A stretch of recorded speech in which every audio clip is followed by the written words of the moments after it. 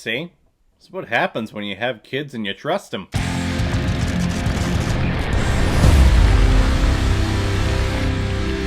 Ran, released in 1985, and is directed by Akira Kurosawa, who is a legendary Japanese film director who's directed such films like Sanshiro Sugata, Rashomon, Kagamusha, and a film that is usually hailed as one of the greatest films ever made, Seven Samurai. And please forgive this next segment, but I always try to read off the actors who performed in this film, and I'm terrible at foreign names. Please know that I'm trying, and go nice in the comments.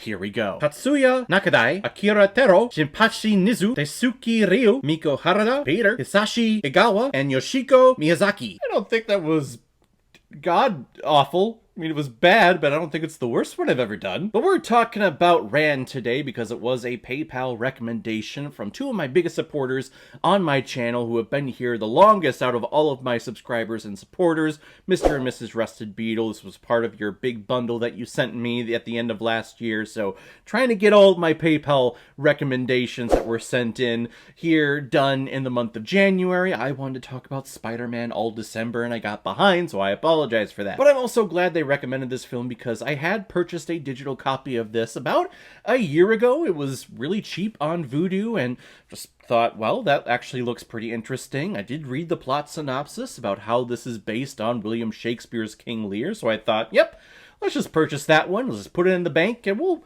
get around to it eventually. And here we are. And just like William Shakespeare's King Lear, the film follows an emperor, Hidetora Ishimonji, who is entering his elder years and is looking to settle down and slow down while he waits for the end of his life. And in doing so gives all power and authority to his oldest son, Taro, while still maintaining the title of superior emperor. And while his second son embraces the idea, his third son, priding himself on being truthful and honest, tells his father that this is a bad idea and will not serve under Taro. So Michionji banishes Saburo, taking everything from him. However, the power starts going to the head of the two elder sons and start to implant a coup to convince their father to announce the title of superior emperor so that the official title can fall to one of them. And in doing so, armies and castles fall and the Grand Emperor goes insane, basically doing the whole Shakespeare tragedy thing. Now, I know there have been books, essays, dissertations done on the films of Akira Kurosawa, so I don't mean to go like in depth as to how he did things or the meaning behind certain things or how this represents the culture, because honestly I don't know a lot of that. I just went into this blind, only knowing my previous experience with King Lear, William Shakespeare, and I'm just gonna comment on this just being a non-expert and just a casual passerby. And just like previous Kurosawa films that I have seen, it's just freaking stunning. I noticed all throughout that the majority of camera angles and the cameras that are being used here are very wide angle, and the camera is really far away from the action that is actually happening in the hillsides of Japan. The sound doesn't feel like it, the microphones feel like they are right up next to the actors, so me as the audience member, I can hear them perfectly fine. But looking at the scenes and looking at the camera, if we do get a close-up of a character, it's a zoom in from a camera that's really far away. And I'm very happy that he made that choice because the mountainside, the hillside of this area in Japan is frickin' gorgeous. And the costume design, which was nominated for a Best Picture, which back in the 80s, if you were a foreign film in American Hollywood, gosh, that was really all that you could wish for, right? Even if you take masterpieces and great films like this one, would never have been nominated for Best Picture. And if they were, no chance of it winning. But the samurai outfits, the use of color to distinguish each house and each family, makes it very easy for a non-intelligent person like myself to follow, and how they age Ichimonji as he goes along and as he becomes more mad and he starts wandering the countryside.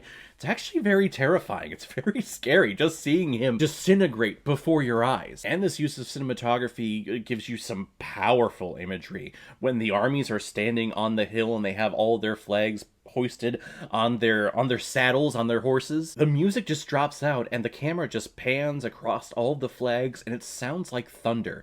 That's how much the flags are waving back and forth. That's how windy it is. That's also how many flags they have. It's impressive. It is stunning. It's beautiful. Basically, the countryside of Japan is its own character in this film, and it's the only one that doesn't betray anyone or go out for revenge against anything. It's just there. That's really the big message behind this movie, is that revenge is one hell of a thing to grasp hold of for your driving force to keep you going and doing what you're doing. Revenge because you were insulted by your sons, revenge because you were insulted by your father, you were betrayed by a nobleman, you were betrayed by a friend, or your family was murdered in front of your eyes and you were sold off to become a wife of someone.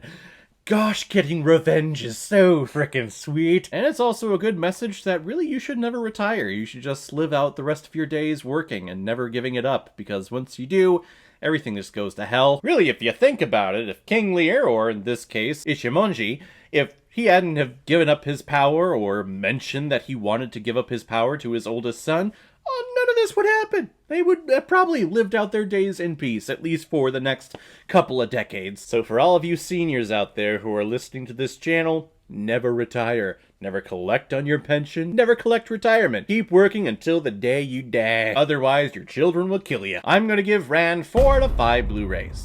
I like it a lot. Alright everyone, now comes my favorite part of my videos, where I pick which movie I'm going to be watching next, and the next one comes as a PayPal recommendation from one of my biggest supporters on this channel, Autumn Blood, another recommendation that you sent to me, a movie called Rust and Bone, starring Maria Cotillard, who I think is pretty frickin' stunning, and it's a movie that I've always heard about hers, but I've never watched before, obviously, so we'll check it out next time. So guys, have you seen the movie Ran? What did you think about it? Where does it fit, and where does it fall under all of the Akira Kurosawa films that you have seen? Whatever you thought, comment below, let me know what you thought about it. And as always, if you like what you see here, if you like my take on movies, then hit the subscribe button and make sure you hit that bell. See you the next time I release my next movie review. So guys, I will see you next time with my review of Rust and Bone. So in the meantime, be well, be good to each other, and go watch a movie. Take care, guys.